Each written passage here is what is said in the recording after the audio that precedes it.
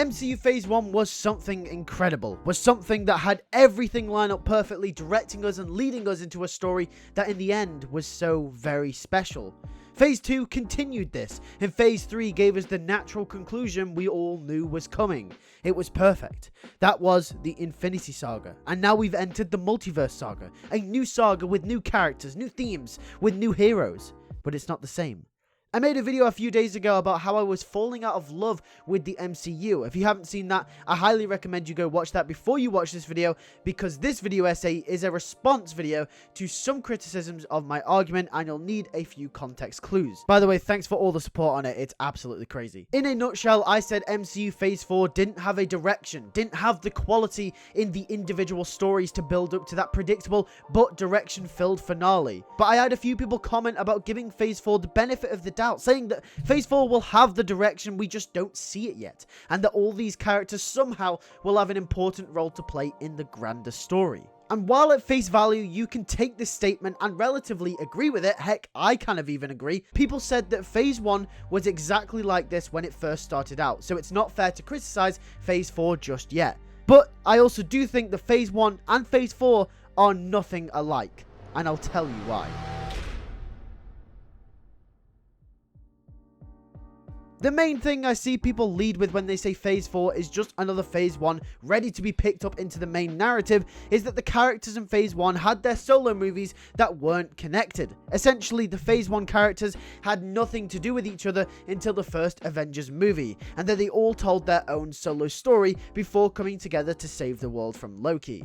To that I say, no, you're wrong. Yes, they were all solo stories, and yes, they were all separate from one another, but each individual movie contributed to the overarching MCU narrative, something that is currently not happening to Phase 4. Iron Man 1 and 2, both of them an introduction for the universe's main central character. Robert Downey Jr.'s Iron Man is special. He's the man that guided the MCU through its brightest times and darkest times. He was the one that carried the Marvel Cinematic Universe from the very start to the very end with his sacrifice in Avengers Endgame. Iron Man, Tony Stark, was the central figure of the MCU, the lead for the whole universe, someone they could pivot the whole story around going forward. This is further expressed in Infinity War, where Thanos, the main antagonist of the entire universe, mentions his name. Stark, you know me? I do. You're not the only one cursed with knowledge. Tony Stark had indirectly grown a relationship with Thanos throughout the course of the MCU, almost paralleling his intelligence in a way, which in universe makes sense because, like I said, of his intelligence, but on a story-based level as well. The representation of this indirect relationship is akin to a yin-yang, good versus bad. These two forces are the faces, the representations of good versus evil in the Marvel Cinematic Universe. And what all this boils down to in the end is these two characters fighting it out. A video that perfectly explains this point in more detail about Iron Man being the central character of the MCU is right here by the Movie Cynic. I highly recommend you go and check this out for expanding further on this point. But with that being said, let's move on to the Incredible Hulk and its significance to the MCU.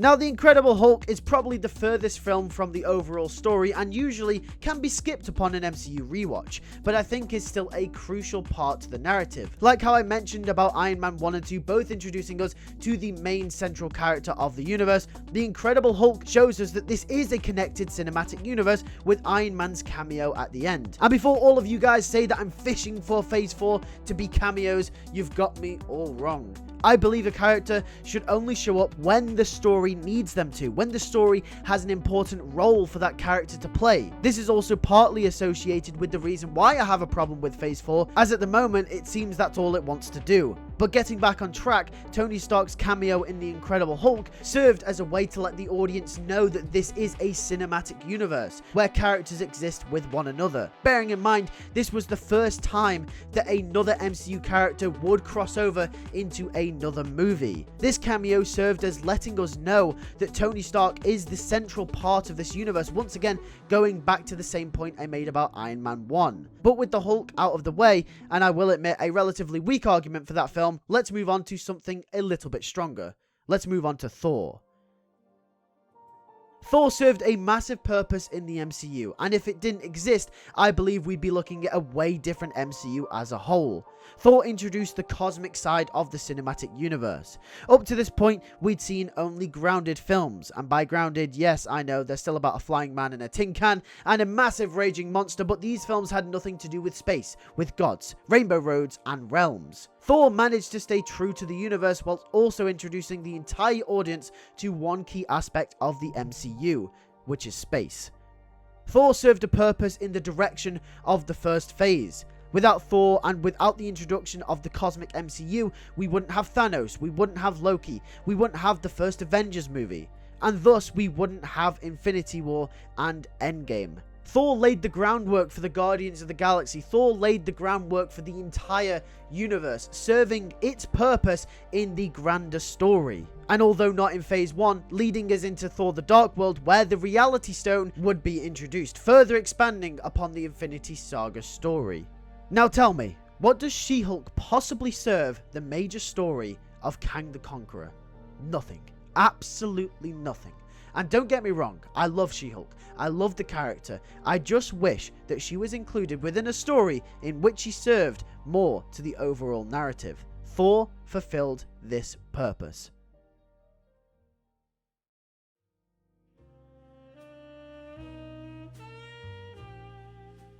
Now, Captain America the First Avenger. What could this film possibly do in setting up a clear direction for the Infinity Saga?